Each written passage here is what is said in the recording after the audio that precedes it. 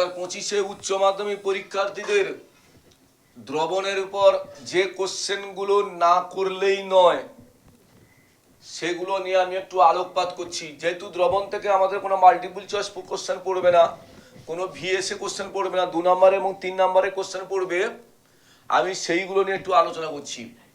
প্রথম কোশ্চেন হচ্ছে, তরলে গ্যাসের দ্রাব্যতা সংক্রান্ত হেনরির সূত্র বিবৃতি করো।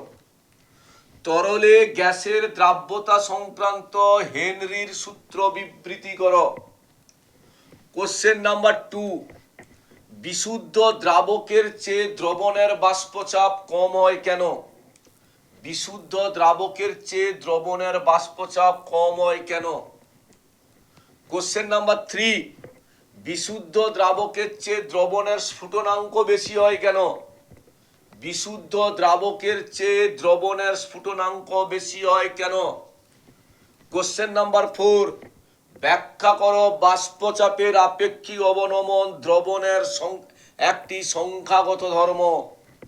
ব্যাখ্যা করো বাষ্পচাপের আপেক্ষিক অবনমন দ্রবণের একটি সংখ্যাগত ধর্ম। কোশ্চেন নাম্বার 5, ব্যাখ্যা করো বাষ্পচাপের আপেক্ষিক অবনমন উষ্ণতা নিরপেক্ষ। ব্যাখ্যা করো বাষ্পচাপের আপেক্ষিক অবনমন উষ্ণতা নিরপেক্ষ। কোশ্চেন নম্বর 6, পার্থক্য লিখো। পার্থক্য লেখো আদর্শ দ্রবণ ও অনাদর্শ দ্রবণ। আদর্শ দ্রবণ ও অনাদর্শ দ্রবণ। অনাদর্শ দ্রবণ হলো। কোশ্চেন নাম্বার 7, কেবি কি এর একক লেখো। এর একক লেখো। কেবি কি এর একক লেখো।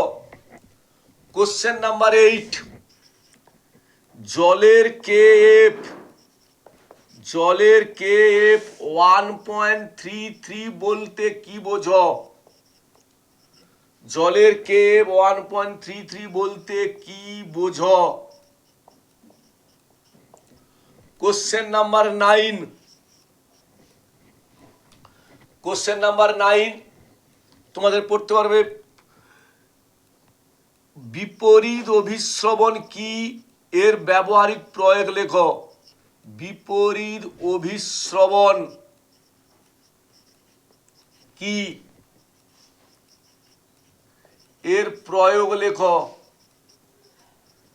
বিপরীত অভিশ্রবণ কি এর প্রয়োগ লেখো। বিপরীত অভিশ্রবণ কি এর প্রয়োগ লেখো।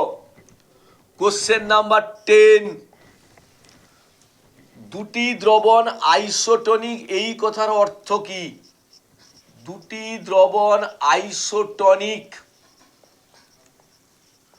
দুটি দ্রবণ আইসোটনিক এর অর্থ কি? এর অর্থ কি? দুটি দ্রবণ আইসোটনিক এর অর্থ কি? ক্লিয়ার? কোশ্চেন নাম্বার 11,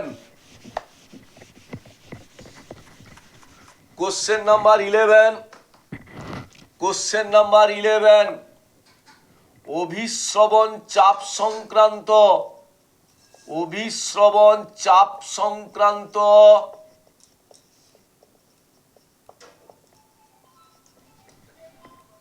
ভ্যান টপের সূত্রাবলী লেখো। ভ্যান টপের সূত্রাবলী লেখো। ক্লিয়ার?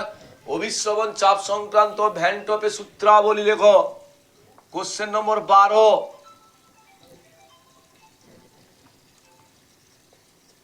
ভ্যান টপ ফ্যাক্টর কি? ভ্যান টপ ফ্যাক্টর কি? ভ্যান টপ ফ্যাক্টর কি? কখন এর মান, কখন এর মান 1 গ্রেটার দেন 1 লেস দেন 1 হয়। হলো। কোশ্চেন নাম্বার 13, বলে দিল 0.0 m গ্লুকোজ 0.1 m ইউরিয়া, তাহলে NaCl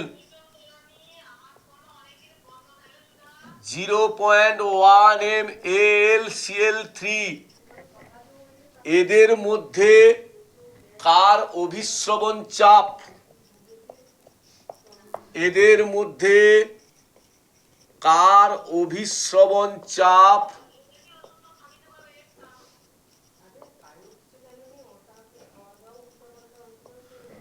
এদের মধ্যে কার অভিস্রবণ চাপ স্ফুটনাঙ্ক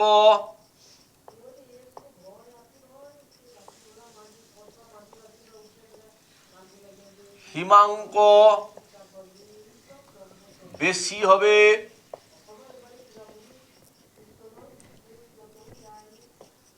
কারণ ব্যাখ্যা করো।